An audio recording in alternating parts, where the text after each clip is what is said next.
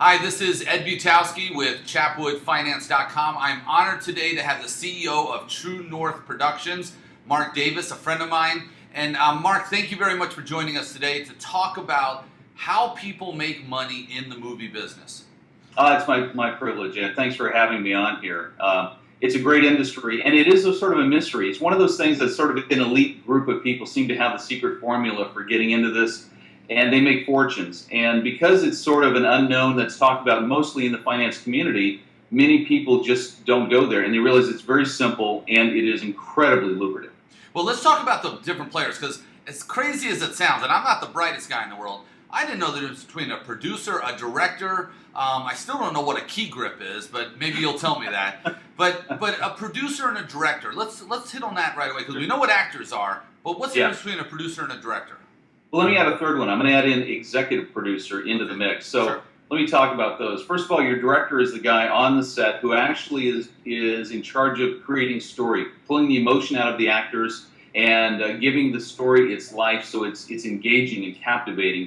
So he is the actor's friend and story's friend, because without a great story, you don't have a good movie.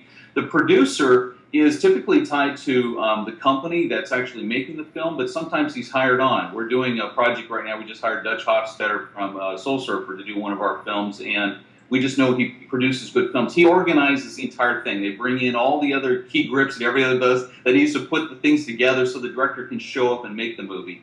The executive producer is what your guys really want to pay attention to, because that's the role of the person who comes in and says, I want to invest in this film. They get that role, that title of being called executive producer for the film, because they're the financing arm, and they become as involved in the project as they really want to be. They're honored.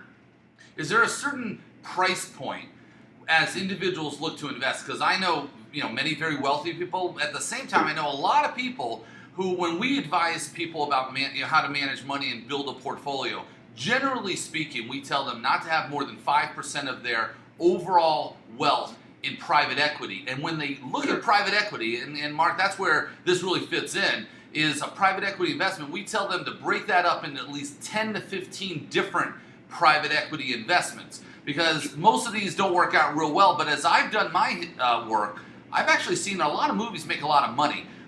So is there a price point where it's a better size movie to make money than another? Is it better to 2 to 5 million, 3 to maybe $5 to $10 million budget versus a $50 million budget movie?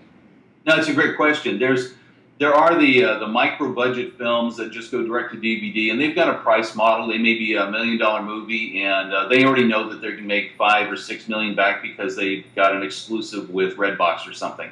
But most of what we try to do for legacy, because we do things that go to theatrical that are going to be seen in screens. So you've got a couple of price points in there. A $5 million movie can generally make great money. When you get into the higher levels, you get $10 or $12 million, then you really need to partner with a studio that'll make sure it does that advertising. You see those trailers everywhere, and they're going to promote it.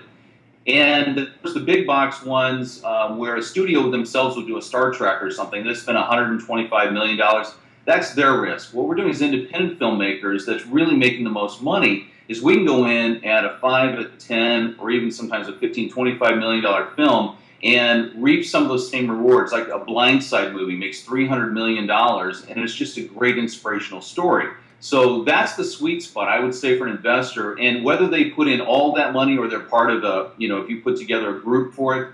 But there's a $5 million movie that's fantastic. And from there, the really hot spot is in that mid-range, right above $10 million. Because then you can get in, maybe you can bring in a Vin Diesel. You can bring in somebody like that that'll play, because you can give them a good check, create an incredible story, and it becomes a $100 million movie just because of who you bring into it. So let's just take the investment side, because that's what I am. Yeah. I'm an investment snob, and I want to get really into it, because when I sit down with a person like you, and I'm trying to figure out for my clients what's the best thing to do.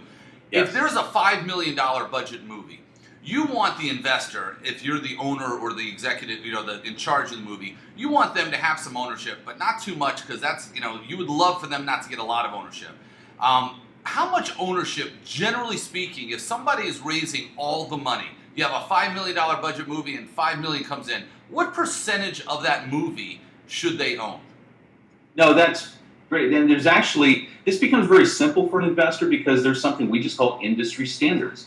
And they'll be able to walk into the deal. So let me tell you why these exist and what they are and how much money you make. On a $5 million movie, you'll come in and own 50% of the film. That's standard. Typically 50%, the other 50% is left for the production company because they have to give some points away, maybe to an actor or something. But literally, you'll own half the movie. But here's the golden secret.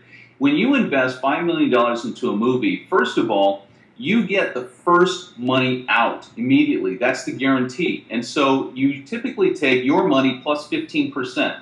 It may take a year before you start investing in a movie and it's in the theaters, but you know that most of the money comes back the first month.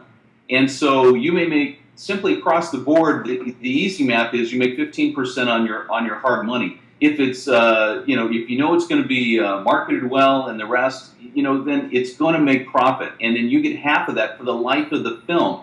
So literally, you've got your money back plus 15% in a year.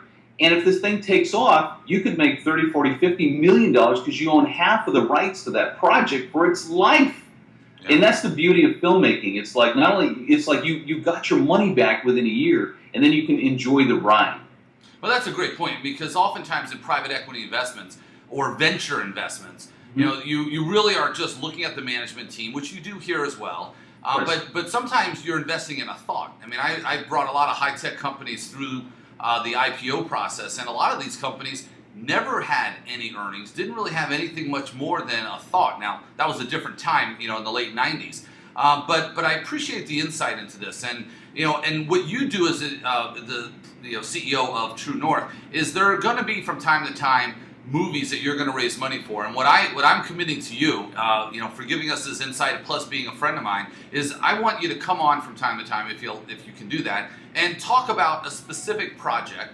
And then we'll put up the PowerPoint presentation right here on chapwoodfinance.com, and then people will know how to get a hold of you. Is that fair?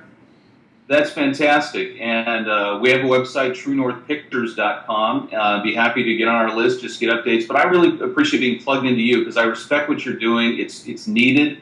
And the way you're delivering information in bites so it's easier for people to get and get up to speed and educated on the latest cutting edge. You've done something nobody else is doing, and my hat's off to you as well. Right. Well, I appreciate it very much. So thank you, and we'll talk real soon. You got it, Ed.